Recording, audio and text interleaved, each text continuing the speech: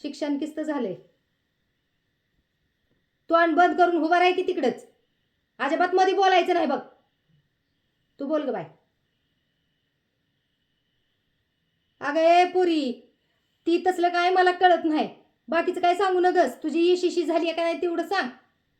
हां म्हणजे अजून बी 3 वरीस. अगं लगीन झाल्यावर तू संसार करणार का बुकच वाचित बसणार? बघ, तुमच्या शेरावानी इथं गावाकडं नसतंय. गावाकडं दिसभर ढीक कामं असते ती.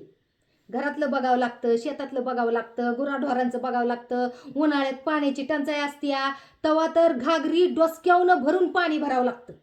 आणि तवा जर का तू मला म्हणलीस माझा अभ्यास राहिला आणि मी अभ्यास कसा करून, तसलं काय जमायचं नाही. मला कामात हायगाई केलेली अजिबात चालत नाही, तुला सांगू ठेवत्या. हां, आमच्या देवाचं तर लय नीटनेटकं करावं लागतं. तिथं तर काकू केलेलं मला अजिबात खपायचं नाही. आणि जेवण तर ती बी आमच्या वाणीच जमाय पाहिजे. वशाटाकडं बघून डोळं मोराडलेली माणसं मला अजिबात खपत नाही ती. हां जमल नक्की. बघ, अजून एकदा विचार करून बघ. नाही कसं आहे, तुम्हा पोरीसनी शहरामध्ये समद करायची मोकळेक असत्या, तसं गावाकडं नसतंय. गावाकडं तसं करून देत नाही ती.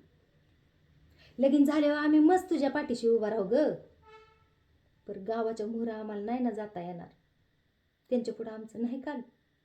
त्यांच्या पुढं आमचं बी काय चालत नाही. बर, धाडशी आहेस ग. बघू, विचार करून कळवीन हिच्याकडं.